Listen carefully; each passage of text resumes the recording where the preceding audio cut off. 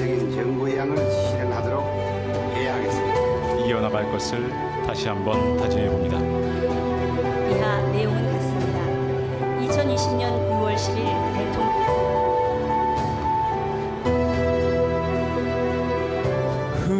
흐르는 것이 어디 사람뿐이냐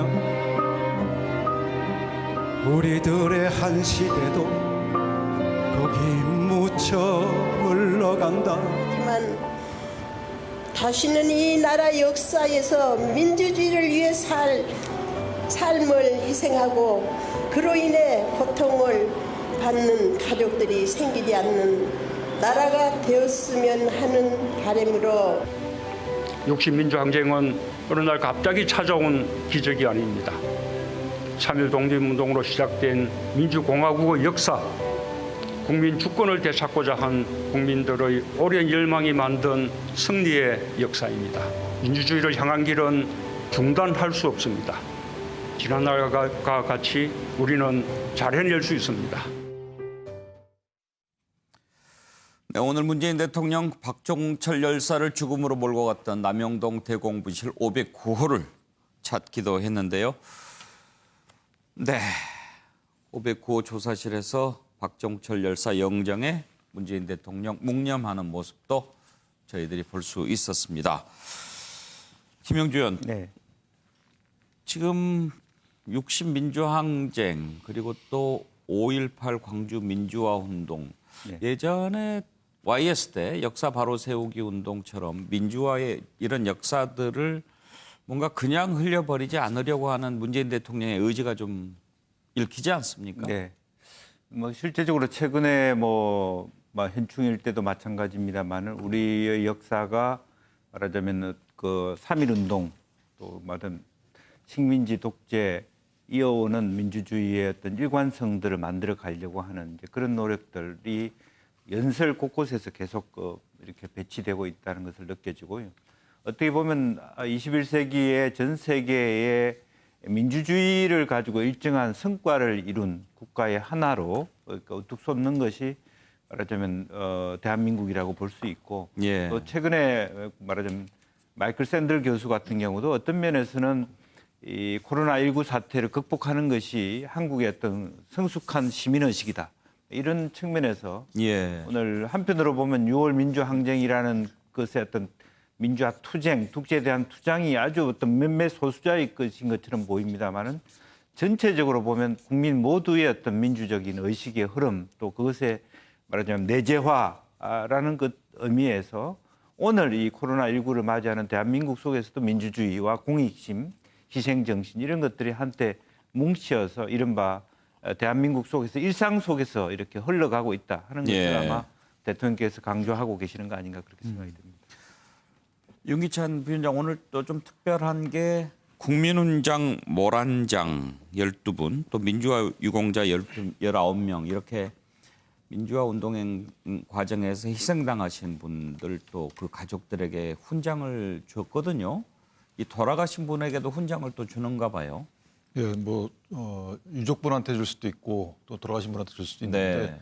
사실 의미가 좀 크다고 보고요. 기존에 이제 아마 지금 대통령 마음속에는 일단락을 해놓고 그다음에 이 민주주의 토대 하에서 어떤 발전을 할 것인가에 대한 조만간의 비전 제시가 있을 것 같아요. 예를 들면 이제 개헌 문제도 얘기를 할 수 있을 것 같아요. 이 1987년 개헌 이후에 예. 그 체제가 아직까지 오는 거거든요.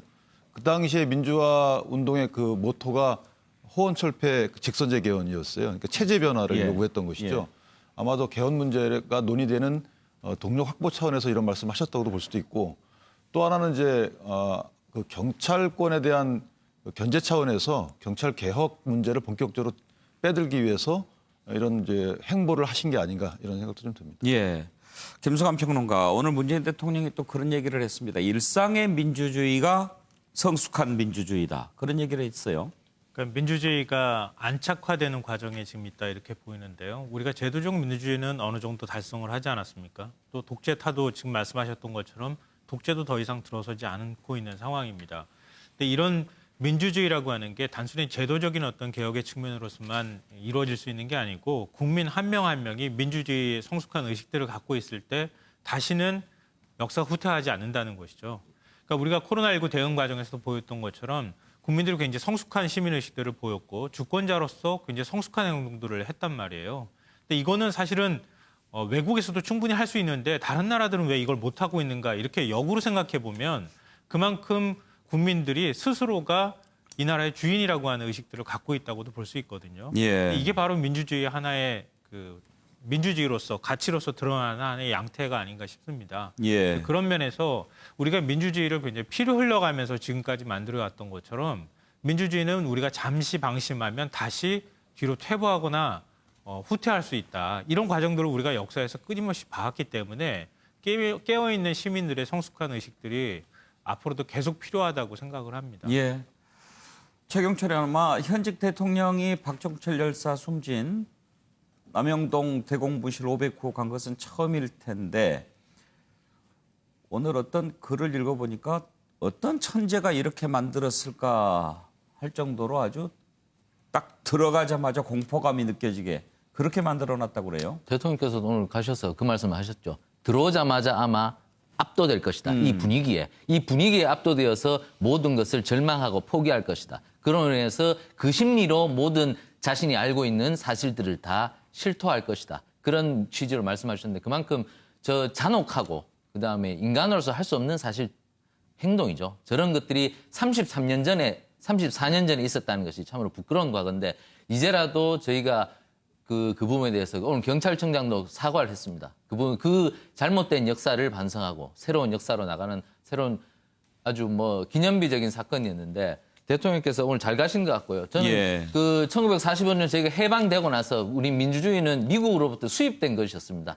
그렇기 때문에 수입 민주주의를 제대로 된 토착 민주주의로 적용하지 못하고 사실상 민주주의는 형해화된 민주주의, 형체만 있었을 때 실질은 없었던 그런 민주주의를 계속하다가 1987년도에 저희는 마침내 우리 민주주의로 한번 만들어보는 그런 사건을 만들었는데 어쨌든 오늘 33주년 매우 뜻깊은 날이었고 앞으로도 이러한 민주주의가 토착화되어서 더 이상 민주주의가 흔들리지 않는 체제로 가자는 것이 오늘 대통령 메시지였고 하지만 제가 한 가지만 더 말씀드리면 민주주의가 토착화되기 위해서는 어느 정도의 경제적 기반이 있어야 됩니다. 네. 후진국 중에 민주주의를 토착화시킨 나라는 거의 없습니다. 그렇기 때문에 산업화 세력이 어느 정도 경제적 기반을 닦았다는 사실은 우리가 모두 인정해야 되고 그런 측면에서 민주화 세력과 산업화 세력이 이제는 21세기에 화합하고 격려하면서 통합의 발걸음으로 나가는 계기가 되길 바랍니다. 네.